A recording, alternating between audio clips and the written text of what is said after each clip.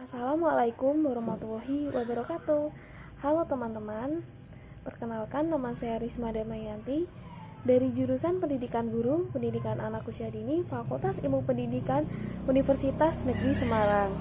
Nah, di video kali ini izinkan saya untuk menyampaikan materi presentasi terkait hal-hal penting yang harus diperhatikan oleh pendidik dalam bercerita untuk anak usia dini. Nah, sebelum bercerita, pendidik harus memahami terlebih dahulu tentang cerita apa yang perlu diingatnya dan tentang cerita apa yang akan disampaikannya. Tentu saja harus berkaitan dengan cerita anak usia dini, karena target kita adalah anak usia dini.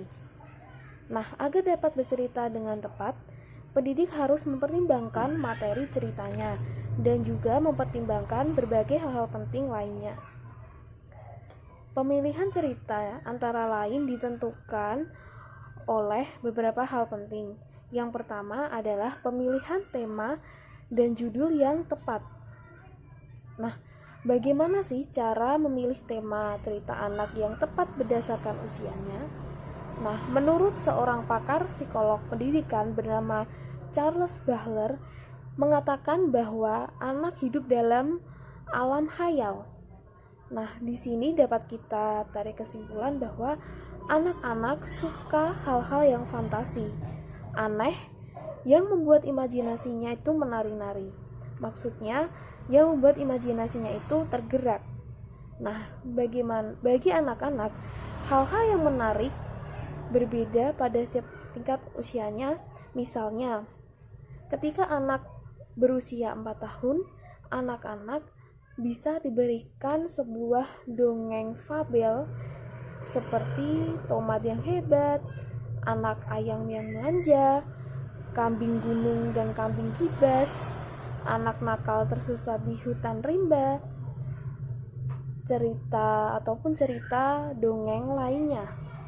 Kemudian pada usia 4-8 tahun, anak-anak akan suka dengan dongeng jenaka. Untuk itu, pendidik bisa memberikan sebuah cerita terkait tentang dongeng jenaka, ataupun bisa juga tentang cerita tokoh pahlawan dan kisah tentang kecerdikan. Seperti contohnya adalah cerita perjalanan ke planet biru. Kemudian ada cerita robot pintar, ada cerita anak yang rakus, bisa juga cerita pahlawan tentang kisah-kisah nabi, dan lain-lain. Kemudian pada usia 8-12 tahun, anak-anak lebih suka pada dongeng petualangan fantasi, seperti persahabatan si pintar dan si pikun, lalu Karni juara menyanyi, ataupun dongeng petualangan yang lainnya. Kemudian hal penting yang kedua yang harus diperhatikan oleh pendidik adalah terkait tentang waktu penyajian. Nah, dalam menyajikan cerita untuk anak usia dini, pendidik harus memperhatikan waktu penyajian, di mana dengan mempertimbangkan daya pikir, kemampuan bahasa, dan rentang konsentrasi serta daya tangkap anak. Nah, adapun menurut para ahli dongeng menyimpulkan sebagai berikut. Yang pertama, ketika anak berusia sampai 4 tahun, waktu cerita yang bisa disajikan adalah selama 7 menit. Kemudian ketika anak berusia 4-8 tahun, waktu cerita yang bisa disampaikan adalah selama 10-15 menit. Lalu ketika anak berusia 8-12 tahun, waktu cerita bisa diberikan selama 25 menit.